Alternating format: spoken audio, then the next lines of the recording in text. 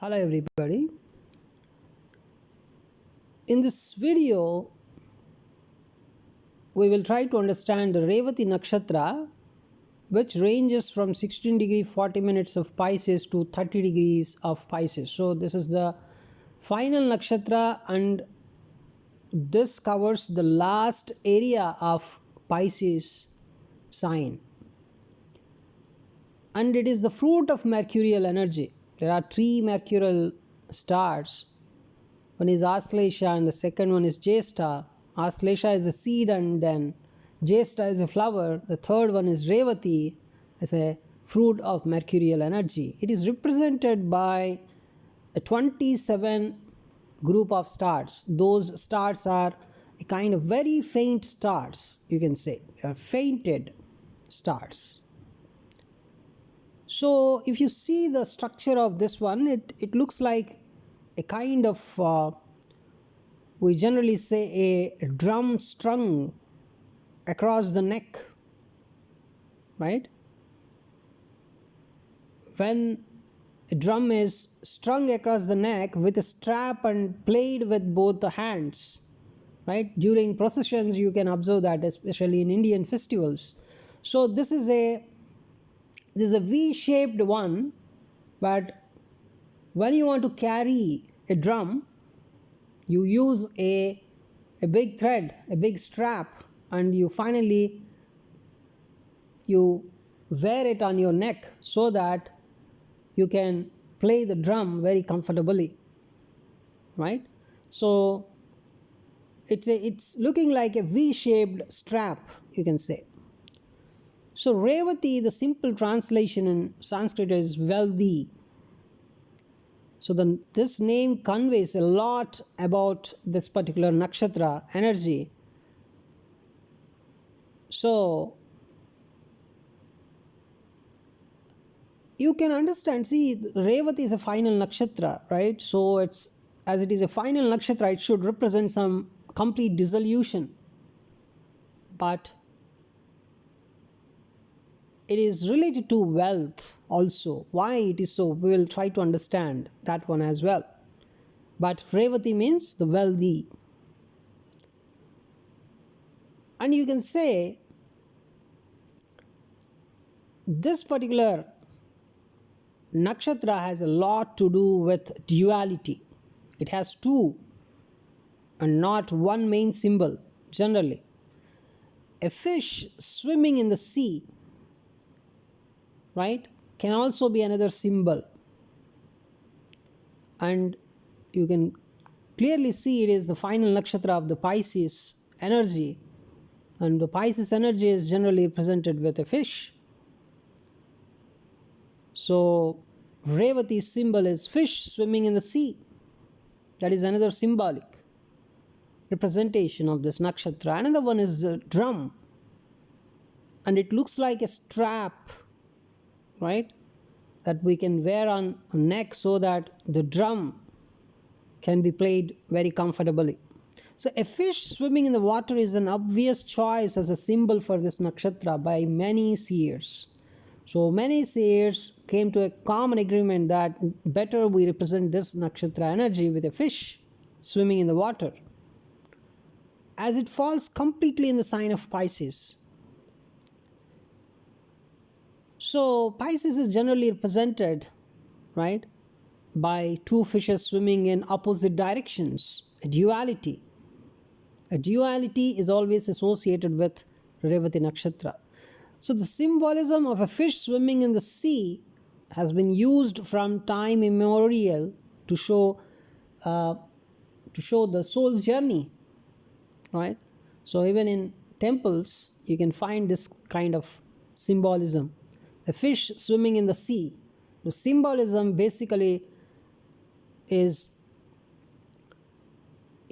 just used to show the soul's journey in the waters of the universe, right? So something associated with soul, because it is the final nakshatra, right? So we're just trying to get some energy, right? Some environment, some ambience associated with this nakshatra, and we will try to delve deep into this particular this Revati Nakshatra subject, right? So Vishnu, the preserver among the Trinity. So in Trinity we have Brahma, Vishnu, Maheshwara, that is Ishvara. So in that, Vishnu is the preserver.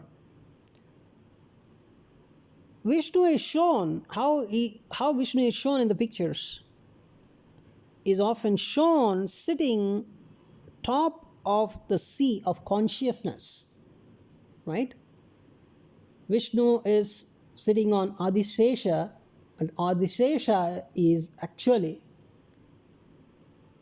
sitting on, is in a very, very big sea. That big sea is a sea of consciousness.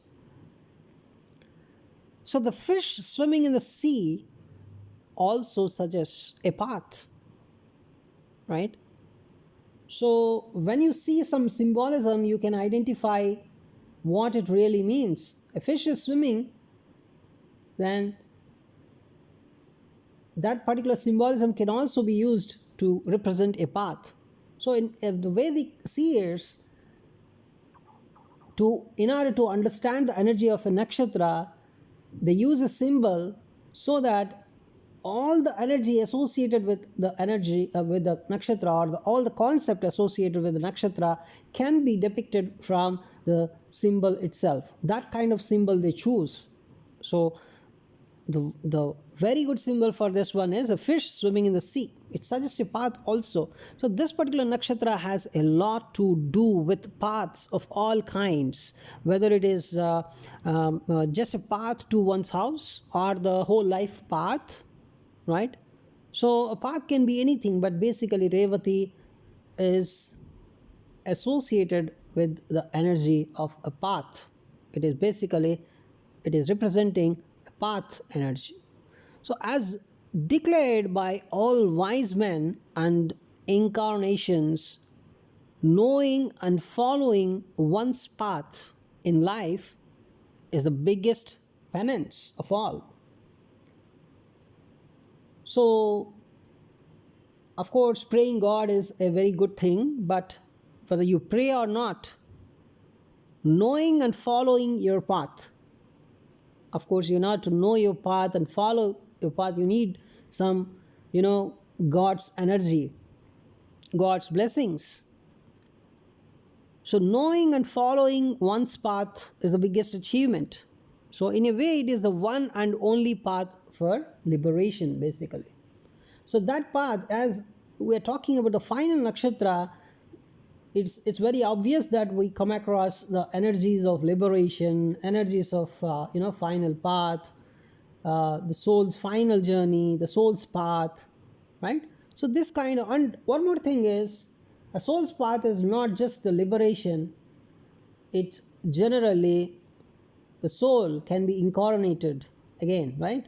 So the soul in the next birth, how it incarnates. So that kind of energy is also associated with this.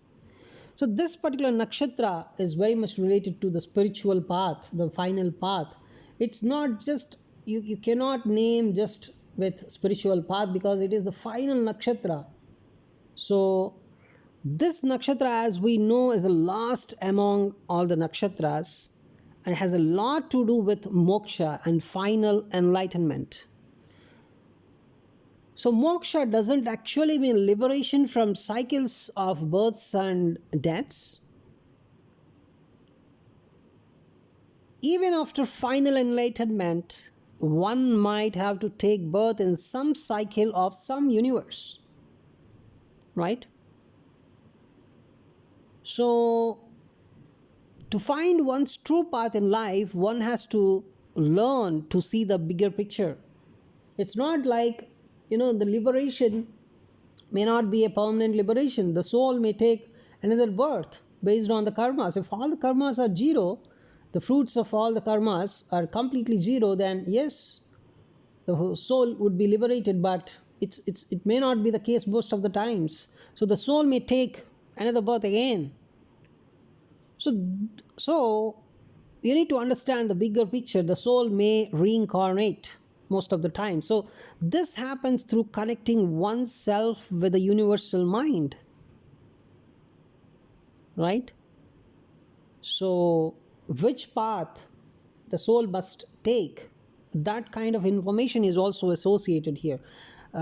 This, you know, so this nakshatra represents a collective consciousness. So, most of the times we talk about spirituality, enlightenment, moksha, liberation, consciousness, because the collective consciousness, the final consciousness, this kind of, you know, energies are associated with this nakshatra as it is a final nakshatra. So, this particular, there is a kind of consciousness we talk about when we generally talk about the sign of Cancer, but that consciousness is a bit different, right? But this is a final, final consciousness. This a spiritual, is more related to liberation. It's more related to, the next incarnation. So there's a lot of information associated with this nakshatra. And another symbolism we use for this nakshatra is a drum, right? The drum generally we also use for Dhanishta nakshatra, because that's Dhanishta is famous for dancing and music also. So here a drum is also used as a symbol. So there's a lot of similarity between Revati and Dhanishta, you can say. So one similarity which you can immediately find out is that they are both regarded as wealthy, right? Revati is wealthy and Dhanishta is also wealthy, right? So Revati's drum is similar to, the symbol is basically, in English they call it as drum, but in Sanskrit it is actually called as Naggada. As a Naggada is a type of Indian drum played with two sticks, right? During processions you can find this even in, if you observe Kerala festivals, right? This Naggada is tied to a strap, and the strap is actually, right, can be wore on neck, and then Naggada can be played. So that is the drum basically, right? So it can be seen, it can be very much observed that Revati's drums are always played by sticks of some kind instead of by hand. That is a very important observation. By why it's not a tabla or something, it's actually a naggada. Naggada means the drum which can be played with sticks. So whatever drum representation you give, you have to understand that drum is actually played by sticks of some kind. So they also have a connotation of bringing news, which Dhanishta does not have. So bringing news is another energy present with Revati. Bringing news. Somebody is bringing news for you, so that is Revati. So in all the ancient cultures, if you observe, any news of importance to the community was always announced, accompanied by a sound of drum. After the sound of drum only, so they announce something in ancient Indian cultures. In Indian culture, so in some cultures, if you see, drum beats were even used as a way of sending signals, in much the same way as a kind of coding, a kind of signaling, right? So communication is one of the key aspects of this particular nakshatra. Even it is a mercurial nakshatra, the fruit of mercurial energy. So communication is associated with this. So announcement, bringing some news, is Revati, the fruit of Mercury. And if we talk about the deity's name is very, very, it's a sun god, of course, it's called as Pushana. Pushan or Pushana, you say, a solar deity, Pushan. So it's considered the main presiding deity of this particular nakshatra. So he is actually, his duty is to light up all the paths. So this gives him rulership over as diverse, a thing as a kind of, you can say, street lights. By if you have street lights at night, you can see the path, right? So such a kind of deity as a Pushan, so kind of lightening up the path, showing the road, showing the street, right? It's a kind of lighthouse. The Pushan energy is a kind of light, a street light, a lighthouse, which keeps the ship from getting lost. And even it can be related to the inner light, just not the light of your. The path is actually basically where the soul should go. Once the soul is liberated, where the soul should go, that path, that lightening of that path is actually, the Pushan's duty. So which lights up one's life path. So he's always portrayed as standing at the beginning of all paths and beginnings. So is very popular as a deity connected with safe travel, right? The path is soul is liberating, so it is something like safe journey, right? Someone is leaving from one place, so you just say safe journey. That path, that light is actually Pushan. Pushan is actually the light, the energy which is showing the path to the soul. That energy, that lightening energy, that is Pushan. Just imagine the Pushan's energy, just feel it. So once the soul is liberated, now the soul has to know where it has to go. And where it has to go, that awareness is in the form of light. Just imagine how ancient Vedic seers might have thought. That light they named as Pushan. The sun god, just because it's a lightening up of something, it's a lightening energy, showing the path. It's also associated with safe travel. The lightening is also blessing the soul, which is liberating. I'm wishing you a safe journey for your next incarnation or your complete liberation. Whatever is, that destination, the showing up the path to the destination, that lightening is Pushan. So consequently, this nakshatra relates to all kinds of traveling, right? So astrology has a basic phenomena. If something is working universally, the same thing works on earth, the same energy works on everywhere. So this particular Revati energy is associated with traveling in the higher realms, and the conscious, the collective consciousness, it's working there in the liberation in order to show the path for the soul, the same energy. So it is associated with travel showing the destination.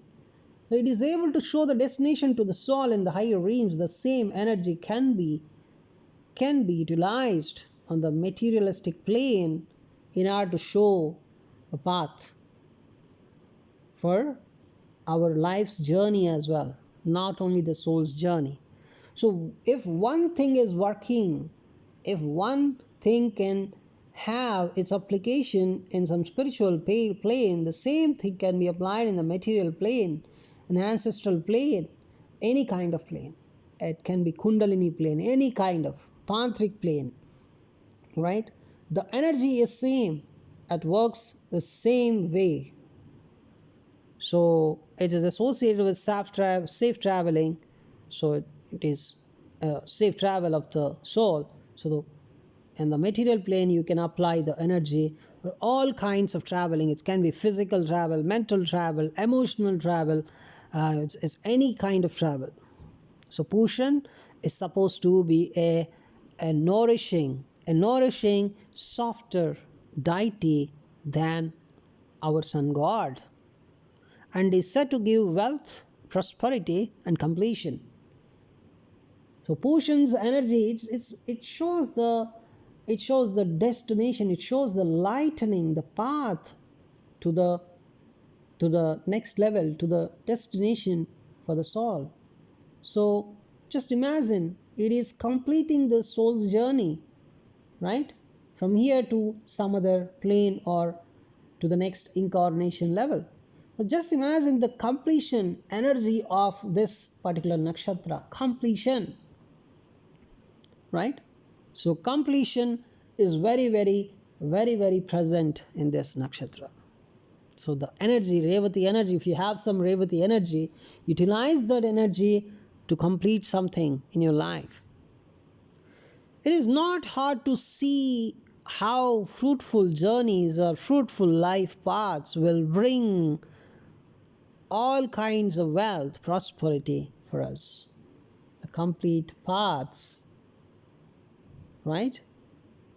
So the fruitful life paths.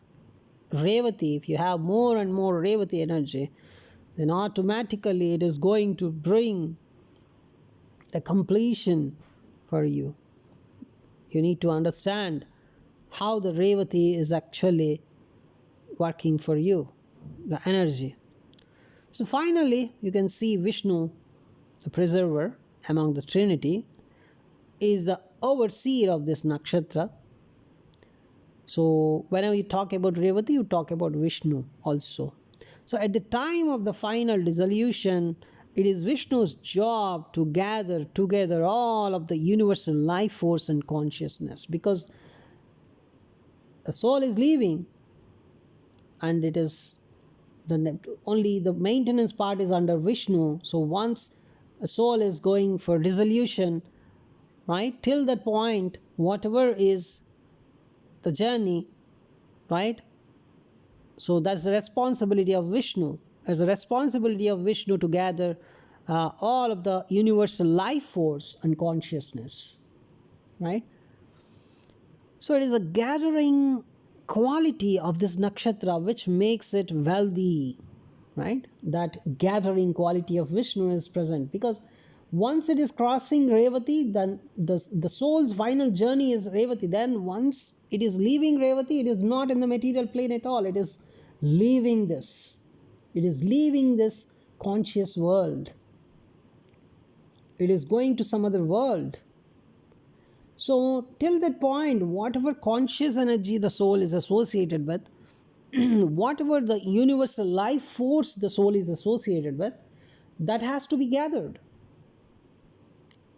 Who has to gather it? Lord Vishnu, because he is the maintainer. He has the duty of maintenance. Once the soul is gone from here, right? Once it's leaving the material plane, then it is not the duty of Lord Vishnu, right? So the final touch is given by Vishnu. Vishnu has to collect all the life force and the consciousness associated with the soul, which is liberating, which is going to another world, which is going for another incarnation. So that gathering quality, that gathering energy is also associated with Revati, right? So just see the behavior of the nakshatra, and based on the behavior you can understand the energy associated with the nakshatra. So it has the capacity to collect, because Vishnu is associated with nakshatra. Vishnu's job is to collect something when it is liberating, collecting the life force and also the consciousness associated with the soul till the point it is in the material plane. So that collecting quality can be, applied for this nakshatra. That is where, when someone is having this collecting quality, so he can become wealthy. That is the so a wealthy people generally collect something. Wealthy people, by collecting something, collecting money or collecting or saving, that is where a person can become billionaire or wealthy.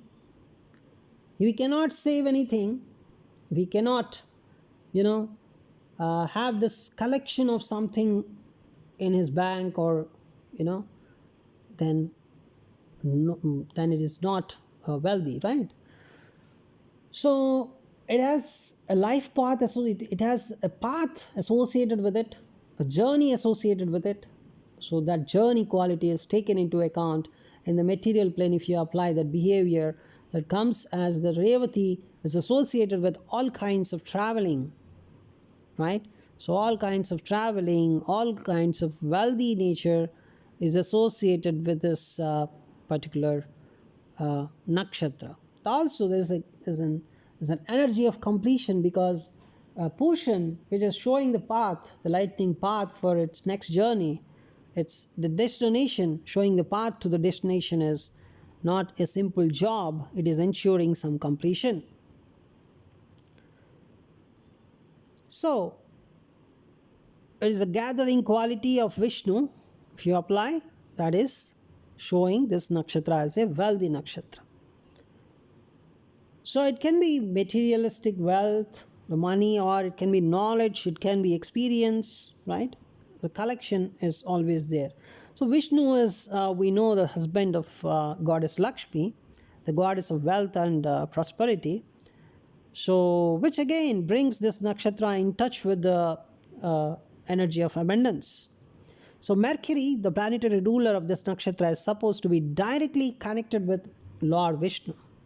So communication is the main energy associated with Mercury and Vishnu also.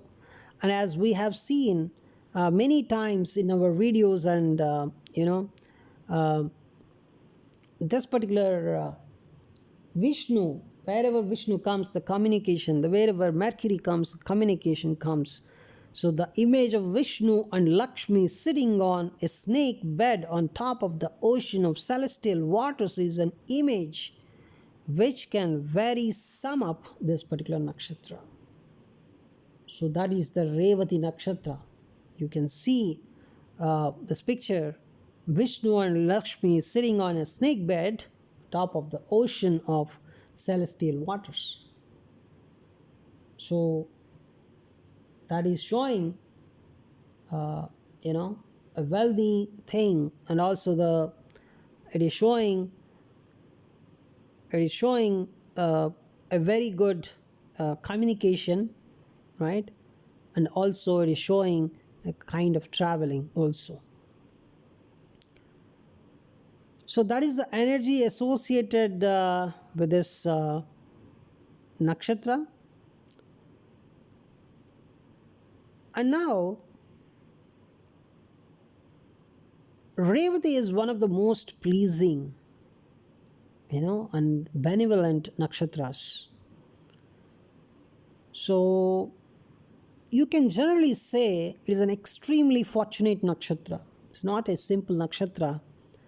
It's a very fortunate nakshatra. Even you can see, if your horoscope is very much matched with a Revati spouse, after marriage you would see some kind of abundance. I'm telling you again, if and only if your horoscope matches with the Revati moon's spouse horoscope, then after marriage, generally people say Anuradha and Revati, this combination after marriage can amass a lot of wealth, especially in the first part of their life.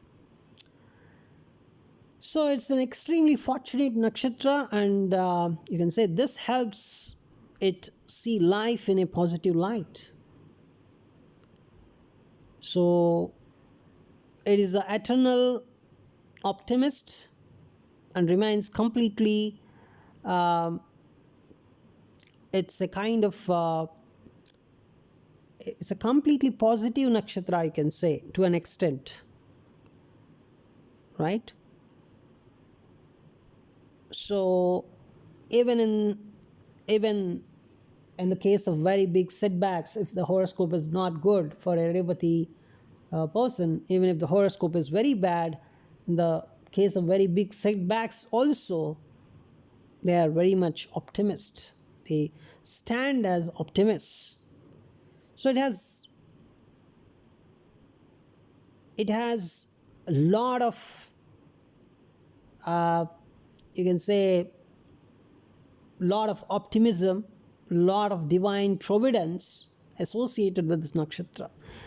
Basically, why it has that much of optimism, it knows how to keep the faith, but in some cases, so it knows how to keep the faith. That is the main communication going on, right? And but in some cases, if you see, it has a tendency to not do anything else except having faith also. The faith quality is very, very very strongly rooted in this nakshatra. A faith in divine, right? Unless and until the horoscope has a very bad ninth house energy, the Revati people they have a very strongly rooted faith in the divine providence. So it's a very positive quality, right? But again, I'm telling you, the same positive quality, having too much of faith on God, makes these people not to do anything else also sometimes, because because God will take care of everything. They have this kind of sense, right? Too much of faith on God, the divine providence. So a lot of the natives born under this nakshatra tend to rely too much on belief, and their beliefs are not always real. Even the belief system, if you observe the belief system of Revati people, you may get really surprised. This much of belief on something, on belief on God, belief on divine. Oh my God, you may think this way, because in a practical world, you cannot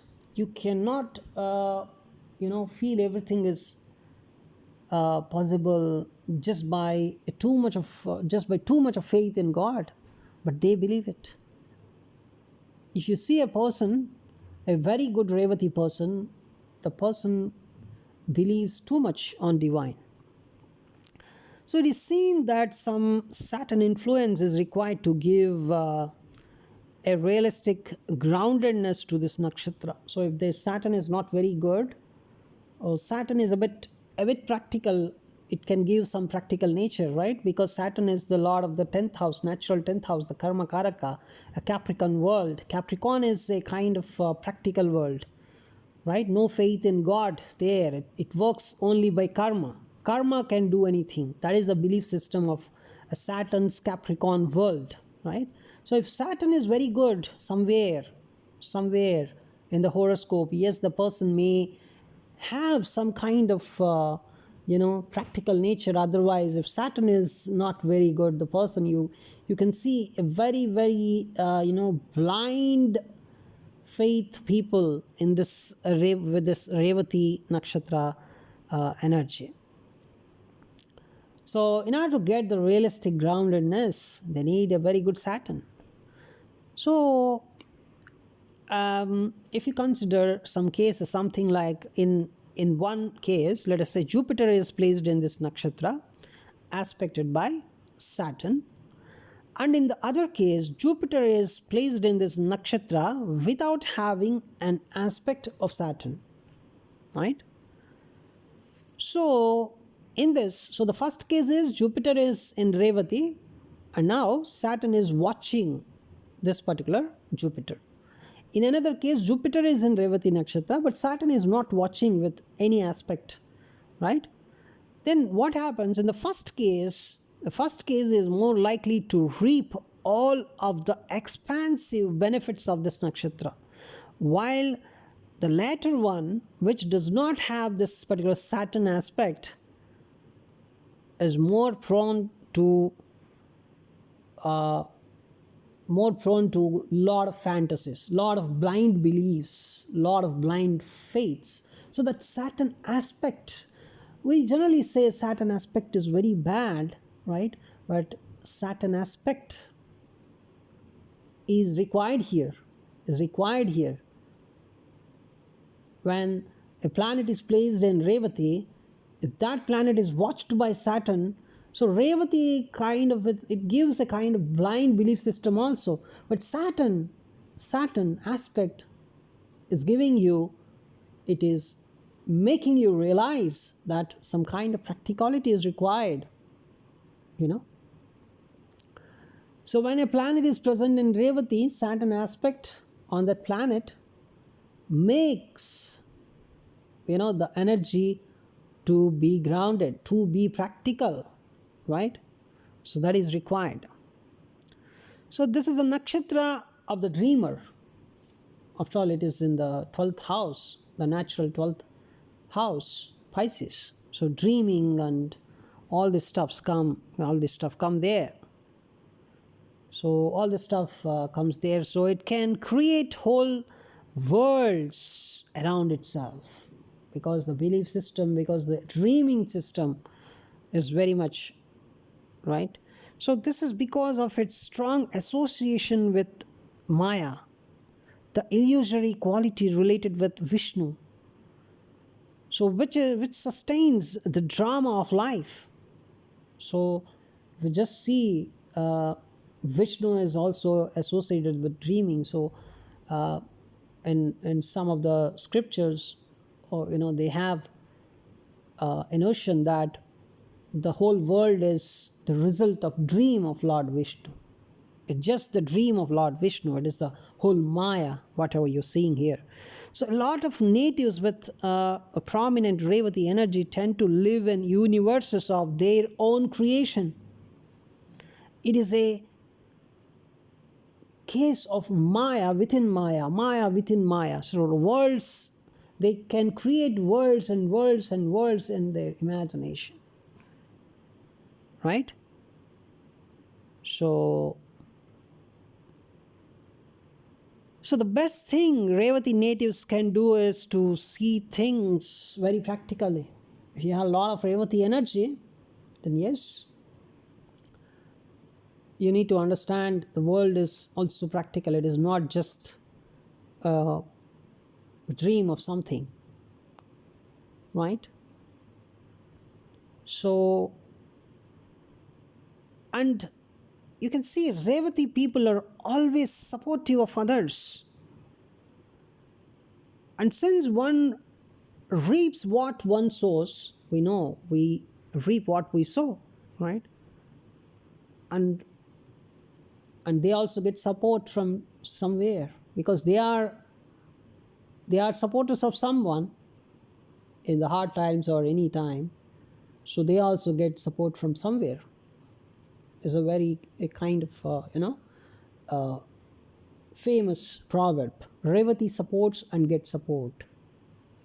So Revati energy supports and get support, because we know we reap what we sow. So the peculiar thing about Revati natives is that they always get support when they need it most. The Revati energy is very, very beautiful. A supportive energy. You get support. And Revati is also associated with a civilization. It's the Revati natives place special emphasis on refinement, grooming, and civilized behavior. They want to groom. The Revati energy is something like they want to groom to the next level, and next level. They refine, right? That kind of refinement, that kind of grooming they like. A civilized behavior. So when a person has more Revati energy, you will see in later point of life, he's not the same person as he was when in childhood. In childhood, he was a kind of, let us say, was a kind of uncivilized person, but as time goes and goes and goes, he grooms very nicely. He refines himself very nicely, and finally you would see a very, very better person. A very, very better person, very, very well civilized person, you see. That kind of refinement is present with this nakshatra. So they like all the things associated with grooming, civilization, right? So this particular refinement is also associated with this nakshatra. If a person has a very good Revati energy, and somewhere the person has very beautiful placement of the planets, a person can born in a very refined, very well groomed and rich families. Person can born there, right? So unless and until you see some bad planet in the horoscope, or somewhere, a very disputing factor somewhere in the horoscope, Revati promotes good childhood, upbringing, early education, very good physical bodies, all the stuff, right? It's a positive nakshatra basically. That's why if you have Revati energy, very good positive Revati energy, everything, the refinement, the upbringing, a very good education, these things are ensured for you, unless and until there are no other conflicting factors in your horoscope. Basically, Revati is a very positive, a very good nakshatra. So we'll talk more about Revati in our next video. Thanks for watching this video.